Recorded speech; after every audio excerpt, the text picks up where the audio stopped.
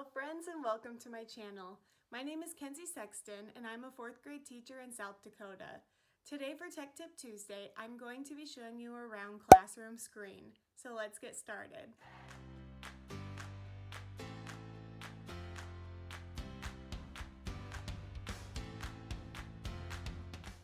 So when you go to Classroom Screen, this is what will show up. You will click Launch Classroom Screen. And then your screen will appear.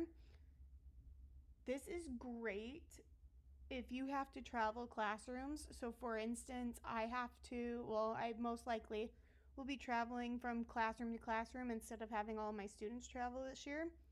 And this is how I will keep all of my information and resources organized for my students. The first option is the background of your classroom screen.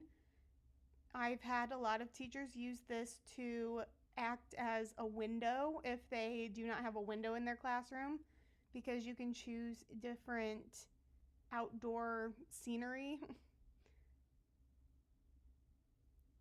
and some of them have motion to them as well. I've also had people use this to take students around the world. So if you are a social studies teacher, you can take your kids to London. If you're teaching US geography, which I do, I will take my kids to the West Coast.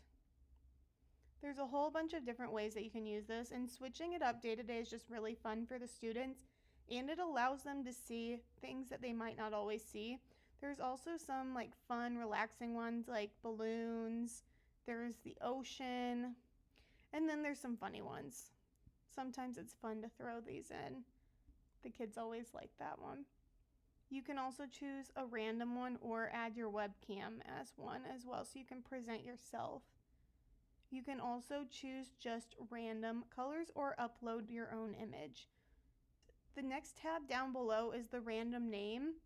That is a great way to select random students. You have to type in your names, but I've found if you keep a list on like a Google Doc, you can copy and paste it and it goes really quickly. But if I type in names, then I can click choose and it will select a random name for me, which is pretty cool to have in your classroom, have that ability. Over here, if you click on the settings tool up top, you can choose your settings for the random name generator, so you can have it remember which students have been chosen, so they select new students each time. You can enable animations and sound, so if you don't like the sound, you can easily turn that off.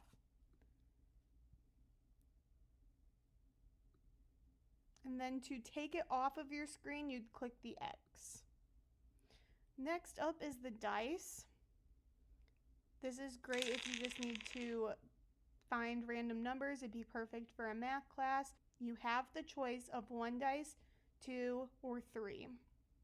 In the settings, you can also choose the background color behind the dice. Again, to X out, you just click the X.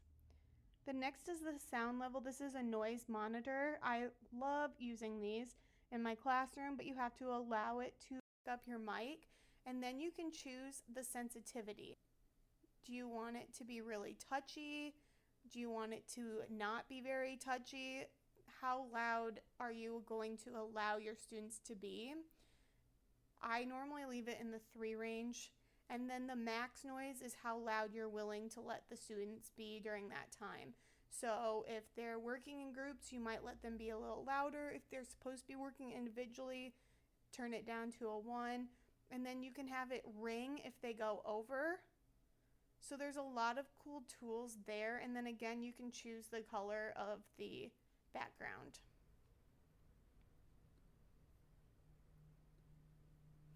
The next is a QR code to the classroom screen if you want kids to be able to get to this screen and share something with them.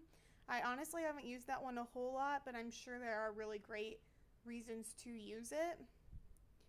You can draw on here. It could be like a digital whiteboard. Choose your color.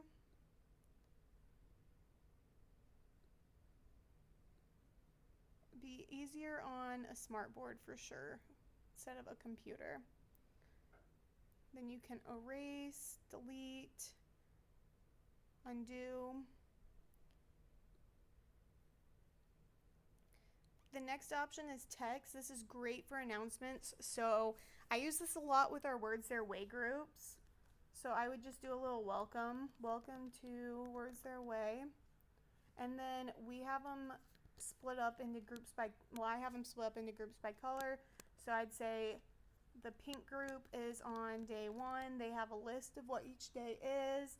And the white group is on day 2. Easy to do because I'm traveling classrooms. I do also normally have this on my whiteboard in groups, but I won't be able to take that with me, so I will definitely be using this a lot more this year. You can change the size, the font, the color. You can bold, italicize, underline, exponents. You can add links here and shift the paragraph however you please. And with all of these, you can drag the resources around so you can have multiple up on a board at a time. The next one is work symbols.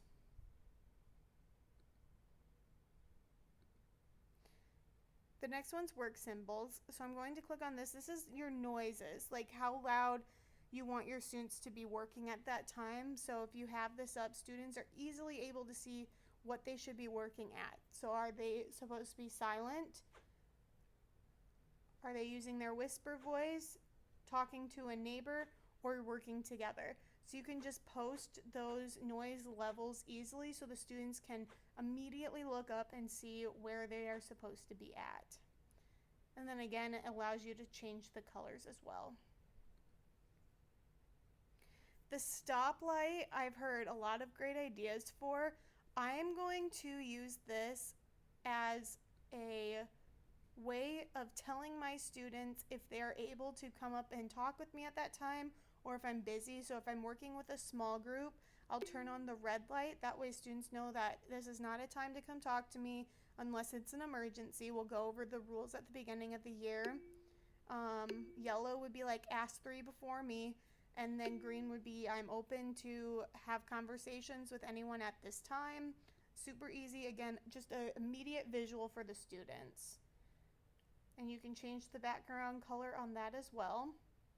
So as you can see, I have a lot of really important notes up on the board for the students right now. And I would most likely have these up along with the sound level because my students do really enjoy that. So these are 4 great resources up right now, and I still have room. The next one is a timer. So if you have a certain amount of time students can work for, you can go ahead and do that. And you just start the timer. You can adjust it easily here. It also shows in the circle how much time they have left. And then you can also go in and change the ring when it's done. So they have different settings for those as well. So that would be maybe another one I would leave up. You can also, instead of a timer, use a stopwatch if you're timing your class for something. You can have a clock up on the board so they can see that as well. And then you can shift it to a 12-hour or 24. Again, you can shift your colors up here.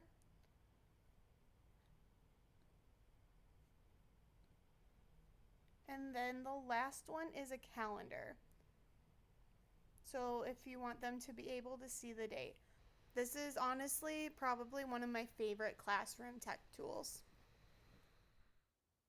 If you're a teacher that has to rotate classrooms or might have to rotate classrooms for this school year, Classroom Screen is a great resource for you to take with you and have all those resources in one location. I would use it as posting my instructions on that screen, and then I've also seen the idea of having that stoplight be a signal to your students of whether or not they can come talk to you at that moment. The red light means no, and the green light means yes. You can use the noise monitor, the random student generator. All of those things are right at your fingertips for you to take with you from classroom to classroom. If you enjoyed this video, make sure to give it a thumbs up and subscribe to my channel. I would also love to hear from you in the comments below. Thanks for watching.